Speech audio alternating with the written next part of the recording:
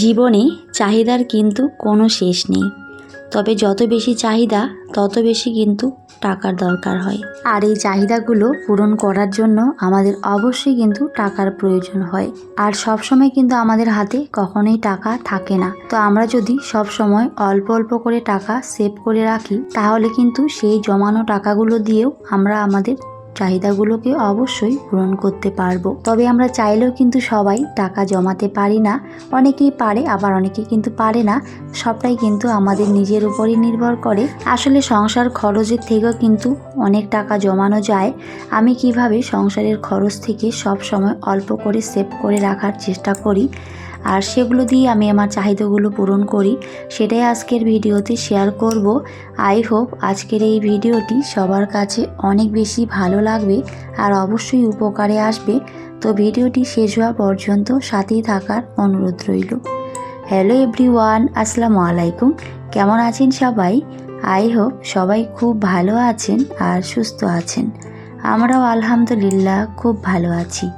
আমার নতুন একটি ভিডিওতে সবাইকে ওয়েলকাম করছি। দৈনন্দিন জীবনে সংসার চালাতে গেলে আমাদের অবশ্যই একটু হিসেব করে চলতে হবে। হিসেব করে না চললে কখনোই আমরা একটা সংসারে উন্নতি করতে পারবো না। তো কিভাবে হিসেব করে চললে আমাদের সংসারে আয় উন্নতি বাড়বে আর আমরা অবশ্যই টাকা সেভ করব, তো সেটা এখন শেয়ার করছি। তো আমাদের প্রত্যেক মাসে কোন জিনিসটা বেশি প্রয়োজন আর কোন জিনিসটা আমাদের কত বেশি দরকার হয়, সেগুলো যদি আমরা সুন্দর করে প্রত্যেক মাসেরটা লিখে রাখি, তাহলে কিন্তু আমরা বুঝতে পারবো যে কোন মাসের খরচটা আমাদের কত হয়েছে। আর সে অনুযায়ী কিন্তু আমাদের অবশ্যই চলতে হবে। হয়তো কোনো মাসে অনেক বেশি খরচ হয়ে যায়, আবার কোনো মাসে দেখবেন অনেক কম খরচ হয়ে যায়। তো যে মাসে খরচটা কম হয় সেই মাসের কিন্তু টাকাটা আমাদের অবশ্যই সেভ করে রাখা উচিত। আমরা কি করি, আমাদের প্রয়োজনের অতিরিক্ত জিনিসগুলো কিনে ফেলি।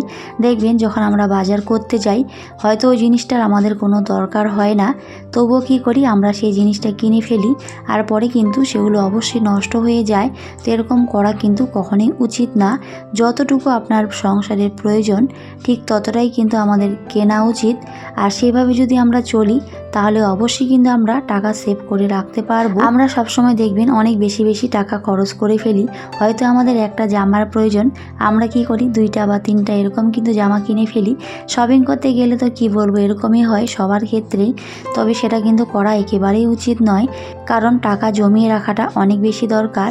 সেই জমানো টাকাগুলো কিন্তু ভবিষ্যতে অনেক বেশি কাজে আসে। তো এটা হয়তো আমরা সবাই জানি। তো সেজন্যই অবশ্যই কিন্তু হিসেব করে চলা উচিত আর বুদ্ধি করে চলা উচিত। তাহলে একটা সংসারে অনেক ভালো থাকা যায় আর অবশ্যই সংসারের আয় উন্নতি আসে। আমরা গৃহিণীরাই পারি একটা সংসারের আয় উন্নতি বাড়াতে। তো আমাদের অবশ্যই একটু হিসেব করে চলতে হবে। আর এভাবে যদি আমরা সমস্ত কিছু লিস্ট করে নিয়ে বাজার করি, তাহলে দেখবেন সেখানে কিন্তু টাকাটা অনেকটাই সেভ হয়। তো যাই হোক, এদিকে কিছু বাসনপত্র মেজে রেখেছিলাম, তো সেগুলো কিন্তু আমি সুন্দর করে তারপরে গুছিয়ে নিলাম। আর এর আগেও কিন্তু আমি একটা কাজ করেছিলাম, সেটা হলো কিন্তু আমার বিছানাটা সুন্দর করে পরিষ্কার করে নিয়েছি। আর সকালে উঠে যদি বিছানা এলোমেলো থাকে, তখন কিন্তু দেখতে একেবারেই ভালো লাগে না। তো সেজন্য সকালে উঠে আগে বিছানাটা পরিষ্কার করে নিলে অনেক বেশি ভালো লাগে। আর তার সাথে ঘরের সমস্ত কিছু যদি আমরা পরিষ্কার পরিচ্ছন্ন করে রাখি, তাহলে কিন্তু দেখতেও বেশ ভালো লাগে আর মনের মধ্যে অনেকটা শান্তি কাজ করে। তো এদিকে কিন্তু আমার সাপ্তাহিক বাজারগুলো কিছুটা শেষ হয়ে গিয়েছিল, তো সেগুলো কিন্তু করে এনেছিল। আমাদের এখানে সপ্তাহে 2 দিন হাট বসে। তো আমি কি করি, সেই হাট বারের দিনগুলোতে কিন্তু সব সময় বাজার করার চেষ্টা করি। আর এই দিনে বাজার করলে কিন্তু টাকাটা অনেকটাই সেভ হয়। দেখবেন হাটের দিনে কিন্তু জিনিসপত্রের দামটা অনেকটাই কম থাকে। আর আমি কিন্তু সেই টিপসটা অবশ্যই ফলো করি। তো হাটের দিন করেই কিন্তু আমি বেশিরভাগ বাজার করি। তো এখানে আমার সংসারের প্রয়োজনীয় কিছু শাকসবজি এনেছিল। তো আমি সবসময় কিন্তু যতটুকু প্রয়োজন হয় ঠিক ততটাই কিন্তু বাজার করি। তবে কোনো সময় আমার হাজব্যান্ড একটু বেশি করে নিয়ে আসে, কারণ ও যেহেতু বেশিরভাগ সময় বাড়িতে থাকে না, ডিউটিতে থাকে। তো সব সময় তো আর বাজারে যাওয়া সম্ভব হয় না। আর যতই আমার বাজারটা কাছে হোক না কেন, আমি কিন্তু খুব একটা বাজারে যাই না। তো সেজন্যই। আর গেটের সামনে কিন্তু প্রচুর লোকজন, তো আমার একেবারেই ভালো লাগে না বের হতে, তো সেজন্য যাওয়া হয় না। তো আমার হাজব্যান্ডই কিন্তু সবসময় বাজার করে, তো আমি কিন্তু সবসময় বাজারের লিস্ট করে দিই যে কখন কোন জিনিসটা দরকার হয়, তো সেই অনুযায়ী কিন্তু সবসময় বাজার করে। তবে হাজব্যান্ডরা কিন্তু একটু ওরকমই হয় যে সবসময় একটু বেশি বাজার করে ফেলে। আমার হাজব্যান্ডও কিন্তু এর ব্যতিক্রম না, তো সেটাই। তো যাই হোক, আমি কিন্তু প্রয়োজন মতো বের করে রাখি, আর যেগুলো একটু বেশি পরিমাণে নিয়ে আসে সেগুলো কিন্তু আমি ফ্রিজে রেখে দিই। আর ফ্রিজে রাখলে কিন্তু খুব একটা নষ্ট হয় না, ভালোই থাকে, তো সেভাবে কিন্তু আমি রেখে দিই। আর এইভাবে কিন্তু একটা সংসারে চলা উচিত, কারণ কোনো জিনিস কখনোই নষ্ট করা উচিত নয়। প্রত্যেকটা জিনিসে দেখবেন টাকাটা অনেক বেশি দরকার হয়, কিনতে গেলে অনেক বেশি টাকার প্রয়োজন। তো আমরা যদি বেশি বেশি খরচ করে ফেলি তাহলে কিন্তু আমাদের কখনোই টাকা সেভ হবে না, কখনোই আমরা টাকা জমিয়ে রাখতে পারবো না, এভাবে কিন্তু শেষ হয়ে যায়। আসলে এমনিতেও কিন্তু সহজে টাকা জমানো সম্ভব হয় না, তবে আমরা চেষ্টা করলে কিন্তু পারি। এমনি দেখবেন যদি আমরা পার্সের মধ্যে কোনো টাকা রাখি তাহলে কিন্তু সেই টাকাটা খুব তাড়াতাড়ি আমাদের খরচ হয়ে যায়। তো আমার মতে অবশ্যই ব্যাংকে টাকা রাখা উচিত। তাছাড়া বাড়িতে মাটির ব্যাংক বা প্লাস্টিকের ব্যাংক, এগুলোতে যদি আমরা টাকা জমিয়ে রাখি তাহলে কিন্তু সবসময় সেই টাকাটা আমরা বের করতে পারি না।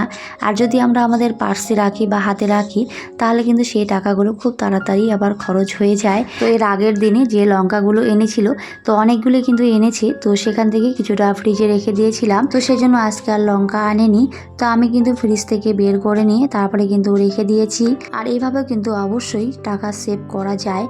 আর এই যে সবজির সাথে সাথে কিছু শাক নিয়ে এসেছিলো, এখানে ডাঁটা শাক এনেছিল, আর এই ডাঁটা শাকটা আমার অনেক পছন্দের, তো সেজন্যই বেশিরভাগ কিন্তু এই ডাঁটা শাক নিয়ে আসে, তো সেটা একটু শেয়ার করেছি। আসলে সত্যি বলতে টাকা কিন্তু হাতে থাকতেই চায় না, হাতে থাকলেই সেটা কোনো না কোনোভাবে অবশ্যই খরচ হয়েই যায়।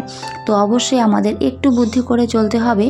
তো সংসার খরচ থেকে আমরা যে টাকাটা পাই সেটা যদি আমরা কোনো মাটির ব্যাংক বা প্লাস্টিকের ব্যাংকে সবসময় জমিয়ে রাখি, খুব একটা বেশি যে জমাতে হবে সেরকম কিন্তু কিছুই না, সেরকম কিন্তু না। যদি আমরা প্রতিদিন 20 টাকা 50 টাকা এরকম করে যদি রাখি তাহলে সেখান থেকেও কিন্তু একটা সময় অনেক মোটা একটা অ্যামাউন্ট পাওয়া যায়। তো আমি অবশ্যই সেভাবেই কিন্তু রাখি।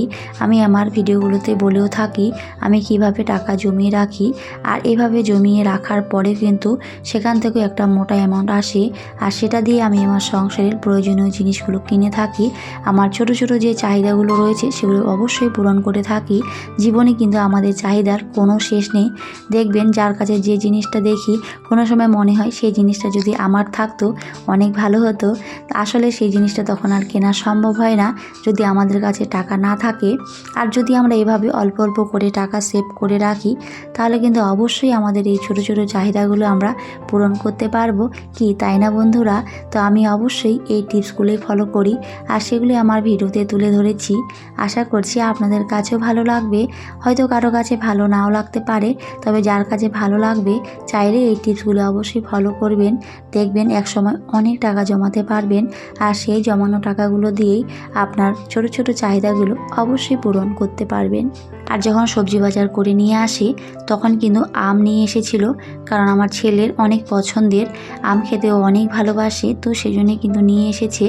এর আগের দিনে যে আমগুলো এনেছে সেগুলো কিন্তু শেষ হয়ে গেছে, আর ওই আমগুলো যেহেতু একটু টক ছিল, আমার ছেলে অনেক পছন্দ করে টক খেতে, তো কিন্তু সবগুলোই খেয়ে নিয়েছিল, তো সেই জন্য কিন্তু আজকে আবার নিয়ে এসেছে। তবে এই আমগুলোর এখন একটু বেশি পরিমাণে দাম, যেহেতু এখন নতুন বের হয়েছে, আর নতুন জিনিসের একটু দাম বেশি থাকে। তো বললামই জীবনে অনেক চাহিদা থাকে, যেমন এই যে ফল, তো এই যে যখন নতুন বের হয় তখন কিন্তু অনেক দাম থাকে, আমরা চাইলেও কিন্তু সবসময় কিনতে পারি না। তো আমরা যদি হিসেব করে চলি, বুদ্ধি করে চলি, টাকা সেভ করে রাখি, তাহলে কিন্তু অবশ্যই আমাদের এই ছোট ছোট চাহিদাগুলো আমরা পূরণ করতে পারি। ভিডিওর এই পর্যায়ে এখনও পর্যন্ত যারা আমার ভিডিওটি দেখছেন কিন্তু একটি লাইক দিতে ভুলে গিয়েছেন, প্লিজ একটি লাইক দিয়ে ভিডিওটি কন্টিনিউ করবেন। আর আজকে যদি নতুন কোনো বন্ধু আমার চ্যানেলে ভিজিট করে থাকেন, চাইলে আমার চ্যানেলটিকে সাবস্ক্রাইব করে রাখতে পারেন, আর অবশ্যই নোটিফিকেশন অল করে দেবেন, তাহলে আমি যখনই ভিডিও দিই না কেন সবার আগে আমার ভিডিও আপনাদের কাছে পৌঁছে যাবে। আর আপনারা চাইলে সময় সুযোগ মতো করে আমার ভিডিওটি দেখে নিতে পারবেন।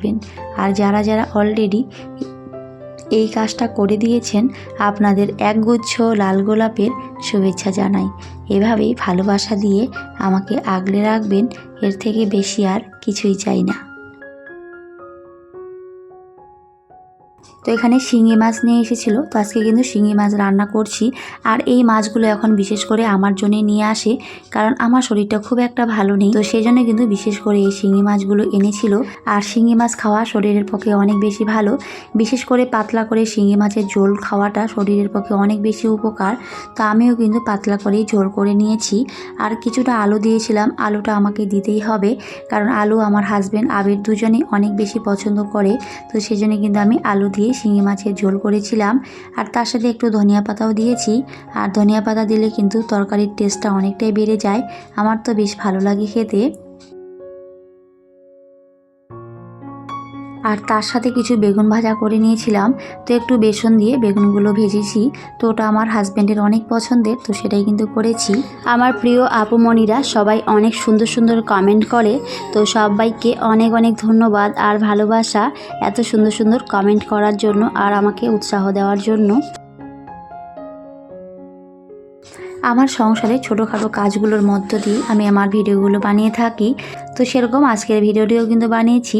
তো ভিডিওটি কার কাছে কেমন লেগেছে সবাই অবশ্যই কিন্তু কমেন্ট করে জানাবেন। সবাই খুব ভালো থাকবেন, সুস্থ থাকবেন। তো সবাইকে টাটা, আল্লাহ হাফেজ, দেখা হবে পরের অন্য কোনো একটি ভিডিওতে।